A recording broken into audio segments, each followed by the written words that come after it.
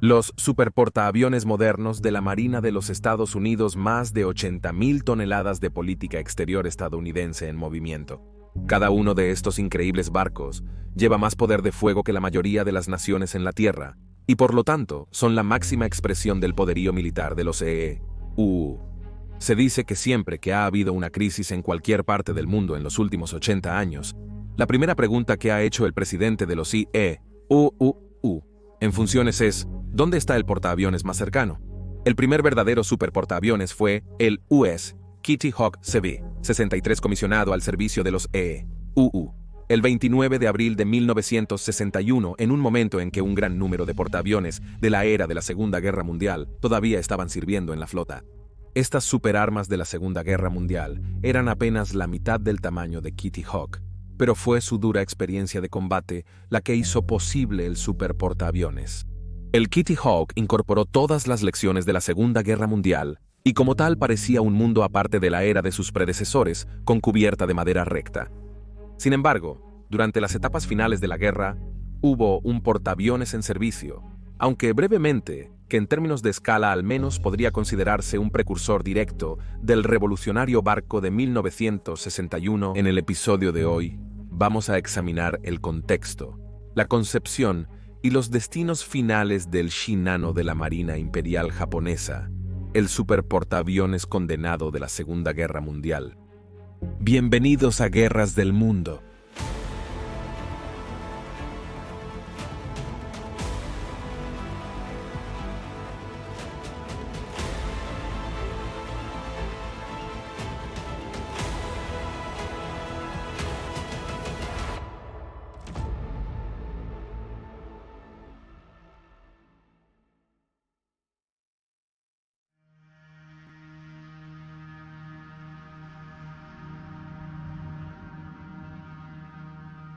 Después del armisticio del 11 de noviembre de 1918, los planificadores navales se vieron obligados a aceptar el hecho de que la guerra había demostrado que los acorazados, que una vez reinaron supremos en alta mar, ya no eran la última palabra en la guerra naval. Al estudiar el historial de combate de los acorazados, habían jugado un papel significativamente menos decisivo de lo que se había anticipado antes de 1914, mientras que embarcaciones más pequeñas como cruceros y especialmente destructores asumieron una amplia variedad de roles mientras que costaban solo una fracción para construir.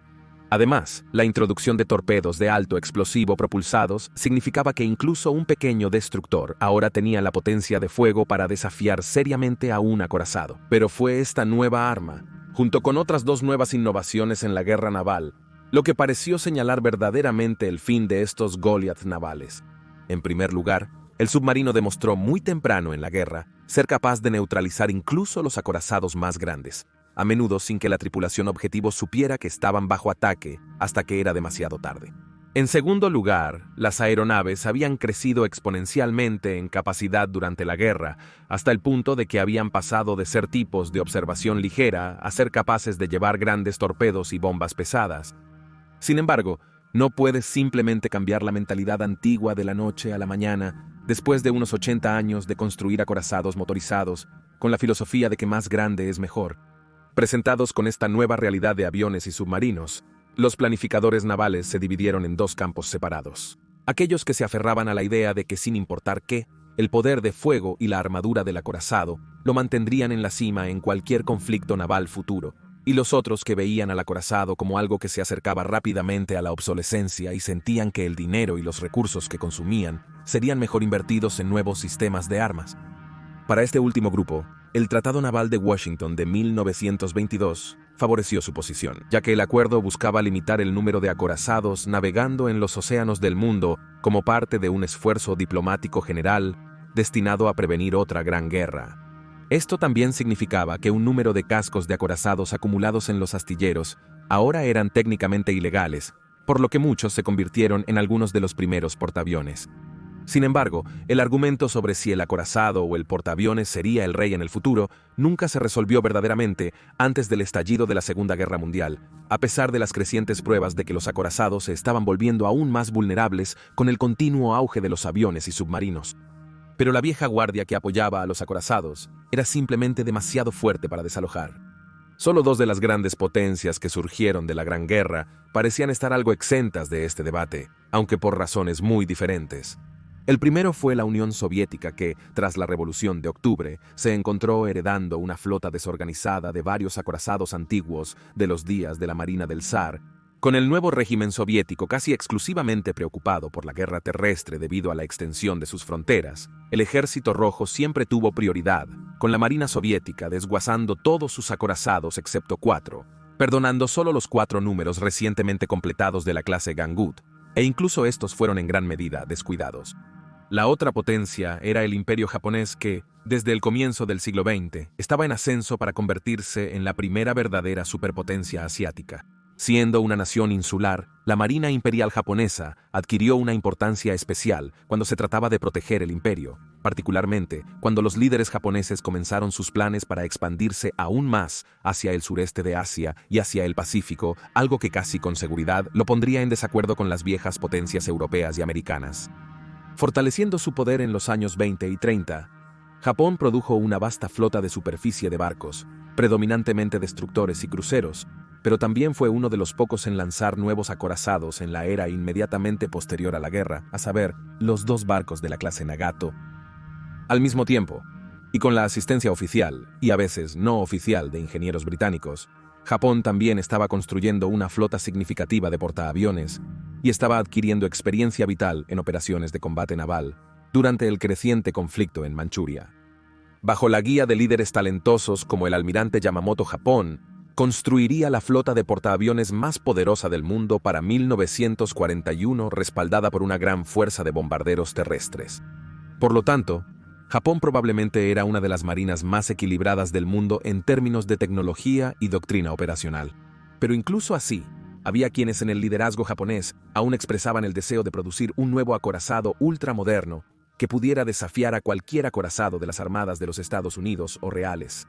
Entre 1934 y 1937, la Marina japonesa estudió 23 propuestas separadas para su nuevo superacorazado, como el mundo nunca había visto antes de decidirse por una configuración final, que fue inmediatamente ordenada para su construcción bajo un velo de absoluta secrecía. Con un peso de casi el doble que la clase Nagato anterior, con 71.000 toneladas cuando estaba completamente cargado, los japoneses planearon 4 de estos impresionantes acorazados que tendrían 9 enormes cañones principales de 18.1 pulgadas, los más grandes jamás montados en un acorazado. Estos increíbles cañones podían disparar proyectiles de alto explosivo de 3.240 libras a un alcance de 41 kilómetros. Se esperaba que los nuevos superacorazados desafiaran a propósito a los acorazados de EE. Conscientes de que su tamaño de barco estaba limitado por el esencial Canal de Panamá, cualquier acorazado estadounidense construido que pudiera desafiar seriamente al nuevo superacorazado japonés no podría pasar por este canal. Y así, si tuvieran que desplegarse desde astilleros o bases en la costa este, les llevaría una gran cantidad de tiempo navegar alrededor de la punta de Sudamérica, durante el cual los barcos japoneses podrían causar estragos. Incluso entonces, los japoneses no estaban satisfechos, y ya estaban considerando construir barcos de seguimiento con cañones de 20 pulgadas. Para referencia, los acorazados de clase Iowa de los EEU venían equipados con 9 cañones de 16 pulgadas en un casco solo 2/3 del tamaño de los nuevos barcos japoneses. El primero de la clase, Yamato, se completó apenas una semana después del ataque a Pearl Harbor y rápidamente sirvió como el buque insignia del almirante Yamamoto. Fue seguido poco después por el segundo superacorazado, Musashi, y se esperaban grandes cosas de ellos. No obstante, casi de inmediato, estos impresionantes barcos, que justamente se denominan el acorazado definitivo, se vieron relegados ante los portaaviones japoneses. Además de devastar la flota estadounidense en Pearl, los aviones japoneses también habían logrado otra victoria clave para la Marina Imperial japonesa, cuando hundieron los buques de guerra británicos HMS Príncipe de Gales y HMS Repulse. También fueron el factor decisivo durante la Batalla del Mar del Coral, a principios de mayo de 1942. Lo que es tan fascinante acerca de esta batalla en particular es que los barcos de ninguno de los lados nunca se vieron entre sí. Las armas utilizadas fueron aviones, con los cañones de los barcos sirviendo solo para defensa. Con esta nueva realidad finalmente aceptada por los almirantes del mundo, la pérdida de 4 de los portaaviones de Japón durante la batalla de Midway en junio de 1942 fue apreciada como el punto en el que los planes de Japón para la conquista en el Pacífico llegaron a un abrupto final. Fue un golpe del que Japón nunca se recuperaría. Mientras tanto, a pesar de todo el orgullo y prestigio que les otorgó el pueblo japonés, los superacorazados tuvieron carreras de combate bastante poco inspiradoras. Ninguno de ellos cumplió con su promesa hasta que ambos fueron finalmente hundidos por aviones estadounidenses en las últimas etapas de la guerra. La verdad era que si estos acorazados hubieran desaparecido 20 años antes, habrían sido invencibles. Como estaban, sufrían un destino similar al de los samuráis que blandían espadas en el pasado cuando se enfrentaban a enemigos equipados con nuevas armas que podían matar desde lejos.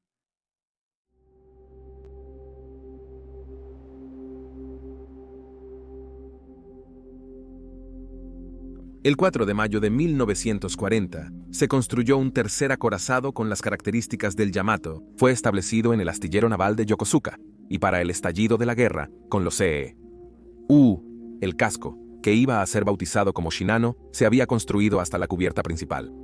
También se había comenzado a trabajar en un cuarto buque designado solo como casco número 111, pero estaba en una etapa significativamente menos avanzada. La construcción se detuvo entonces inmediatamente, después del ataque a Pearl Harbor, y en los meses siguientes, las preguntas sobre la necesidad de estos dos nuevos superacorazados comenzaron a infiltrarse en las mentes de los almirantes japoneses. Las pérdidas en la batalla de Midway intensificaron la oposición a la construcción de costosos acorazados, especialmente dado que la marina japonesa luchaba por reemplazar sus portaaviones perdidos. Un número de barcos civiles en posesión japonesa fueron rápidamente puestos en astilleros y reconstruidos como portaaviones tripulados, incluyendo el transatlántico alemán SS Scharnhorst, que se encontró atrapado en Japón al inicio de la guerra. Desafortunadamente para los japoneses, estos buques a menudo carecían de muchas de las características asociadas con los verdaderos portaaviones, siendo en ocasiones simplemente pistas flotantes. Si esto no fuera suficiente, la dirección naval japonesa también parecía encontrarse lidiando con este programa de portaaviones de emergencia con decisiones a menudo extrañas y francamente desconcertantes, que consumían tiempo y recursos para muy poco, si es que había algún beneficio. Fue contra este desesperado telón de fondo que los japoneses comenzaron a mirar el inmenso casco del tercer Yamato en Yokosuka y a considerar seriamente la reutilización del buque como un portaaviones de tamaño extra grande. Habiendo realizado estudios de factibilidad, los resultados en papel resultaron asombrosos y podrían teóricamente ayudar a resolver la cada vez más grave situación de los portaaviones de Japón de una manera importante, por decirlo menos. Equipado con una cubierta de vuelo que se extiende a lo largo del barco y una cubierta de hangar debajo para el almacenamiento y mantenimiento de las aeronaves, el portaaviones resultante sería el más grande jamás puesto en el mar por un margen considerable, extendiéndose 840 pies de largo en la línea de flotación, desplazando 68.000 toneladas, incluso sin sus aviones, y poseyendo un ala aérea de hasta 150 cazas y bombarderos de torpedos.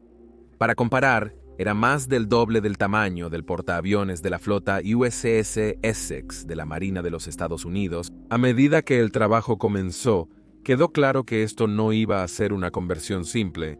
Gran parte de la maquinaria e infraestructura para su papel como acorazado ya se había instalado y tendría que ser removida para convertir a Shinano en el superportaaviones que se esperaba que fuera. Sin embargo, fue en este momento cuando comenzó a surgir otra línea de pensamiento con respecto al uso del buque.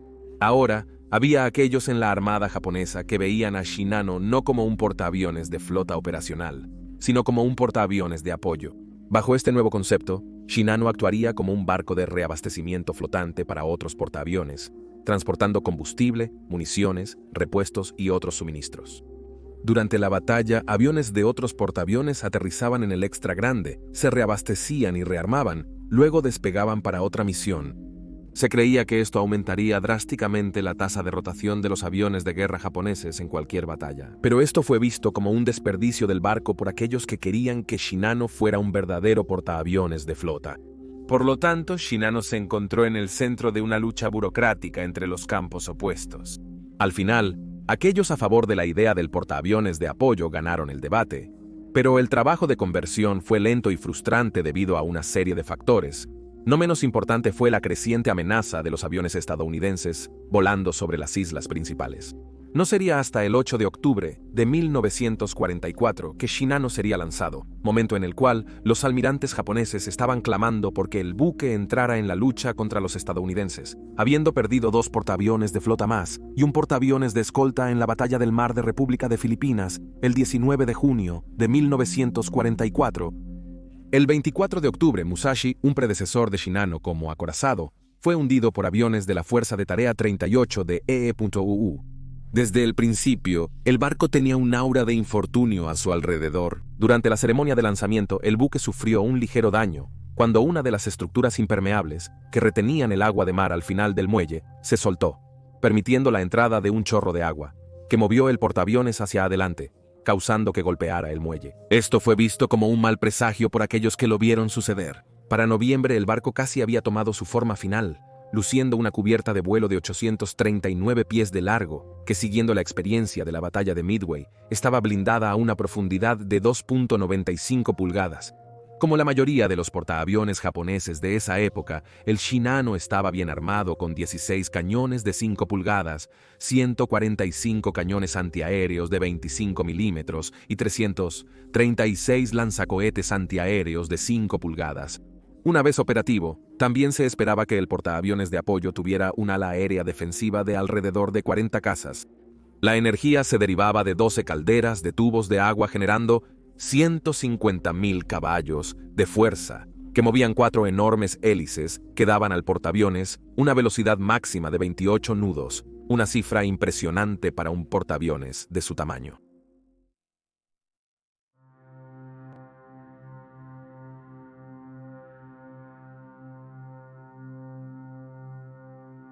La detección de un avión de reconocimiento estadounidense volando sobre Yokosuka puso nerviosos a los almirantes japoneses, mientras Shinano comenzaba una serie de pruebas marítimas limitadas. Bajo el liderazgo del capitán Toshio Abe, tras su comisión oficial a la flota el 19 de noviembre de 1944, se le instruyó llevar el superportaaviones a Corea Prefectura de Hiroshima, lugar considerado más seguro de ataques aéreos estadounidenses. No obstante, Abe se opuso a estas órdenes. Aún quedaba bastante trabajo, incluyendo funciones de seguridad por completar. La tripulación a bordo no estaba completamente preparada, por lo que se reclutó a trabajadores del muelle familiarizados con el barco para su salida al mar. Pero los almirantes japoneses, temiendo un ataque estadounidense inminente, ordenaron al portaaviones zarpar la noche del 29 de noviembre de 1944, esperando que la oscuridad lo protegiera de los aviones estadounidenses en patrulla. No había cazas ni bombarderos a bordo cuando el buque partió. En cambio, Shinano llevaba 50 bombas deslizantes kamikaze Oka de un solo hombre y 6 botes suicidas Shinjo, que se estaban entregando a Corea antes de ser enviados al frente. 3 destructores, recién regresados del combate, escoltaban al portaaviones. No pasó mucho tiempo en el viaje antes de que Abe fuera informado de que el grupo de portaaviones se había percatado de al menos un submarino estadounidense operando en la área, lo cual razonó que podría ser parte de una manada de lobos americana. Sin embargo, desconocido para los japoneses, solo un submarino estadounidense estaba cerca, a saber el USS Archerfish bajo el mando del comandante Joseph F. Enright. La tripulación de Enright pensó inicialmente que el portaaviones detectado era un petrolero debido a su tamaño mientras navegaban en superficie. Pero al intentar alcanzar los objetivos, el submarino más lento no pudo perseguir. Luego, para sorpresa de Enright, el objetivo comenzó a zigzaguear, lo que ralentizó significativamente su progreso y permitió que su submarino lo alcanzara. Solo cuando se acercó, descubrió que estaba siguiendo a un portaaviones, y uno grande, por lo que se preparó para atacar. Habiendo buceado para comenzar su ataque, poco después de las 300 horas, Enright vio a sus objetivos girar hacia el este, y al hacerlo, le presentó una oportunidad ideal. Uno por uno, a las 315 horas 6 torpedos fueron escupidos al submarino de 1.500 toneladas y enviados directamente al portaaviones de 68.000 toneladas, y aproximadamente 60 segundos después, 4 de ellos encontraron su objetivo. La mitad trasera del portaaviones fue sacudida por explosiones externas que desgarraron el barco, mientras chorros de agua se disparaban al lado del casco. Mientras tanto, Enright huyó, sabiendo que los 3 destructores ahora estarían cazando su submarino, aunque él y su tripulación lograron escapar sin castigo, a pesar de que ellos lanzaron cargas de profundidad. La razón del patrón en zigzag que había tomado el Shinano era que Abe estaba bajo la creencia de que había más de un submarino en la zona. Como tal, zigzaguear habría hecho que el buque fuera un objetivo más difícil de atacar.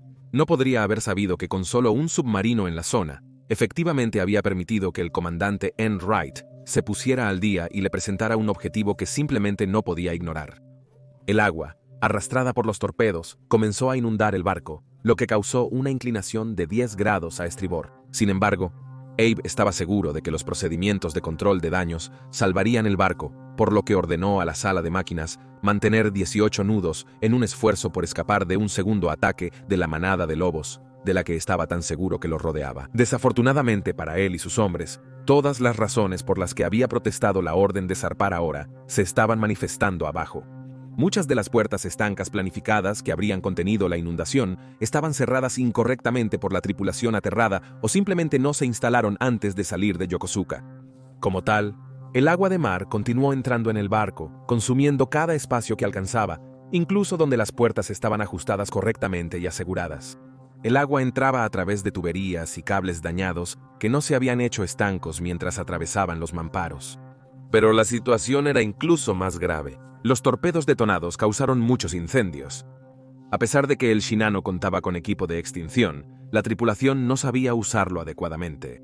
En algunas áreas del barco, a pesar de que las mangueras y las bombas estaban cerca, la tripulación recurrió a la creación de una cadena de cubos, pasando cubos de agua de un hombre a otro, en un esfuerzo en vano por extinguir los incendios.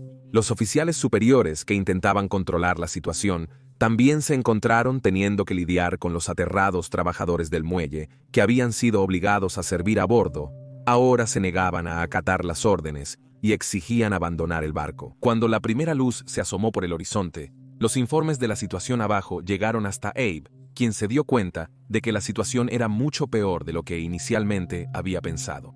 Finalmente comenzó a reducir la velocidad, pero era demasiado poco, demasiado tarde, y se dio cuenta de que su barco nunca llegaría al núcleo. Su única esperanza ahora era intentar corregir la creciente inclinación a estribor, contrarrestando las salas de máquinas en el lado de babor, y luego fijar las líneas de remolque a los destructores de escolta, que esperanzadamente podrían arrastrar el barco herido a la orilla, donde podría ser varado. El contrainundado funcionó brevemente, pero antes de mucho tiempo, la inclinación a estribor había aumentado a tal punto que las válvulas de entrada de agua que se utilizaban en el lado de babor para equilibrar la inundación estaban fuera del agua e ineficaces. En cuanto a los esfuerzos para varar el poderoso barco, los destructores de 2.000 toneladas fueron de casi ninguna ayuda tratando de mover el portaaviones, careciendo del poder para guiar al coloso hundiéndose a cualquier lugar, no que importara, porque pronto los cables de remolque se rompieron. A media mañana, la lista comenzó a alcanzar los 30 grados y Abe finalmente aceptó que todo estaba perdido. A las 1018 horas, ordenó a la tripulación que comenzara a abandonar el superportaaviones moribundo. Como era costumbre en la marina japonesa, tanto el retrato del emperador como la inmaculada nueva bandera de este barco, aún muy nuevo, fueron recuperados por la tripulación.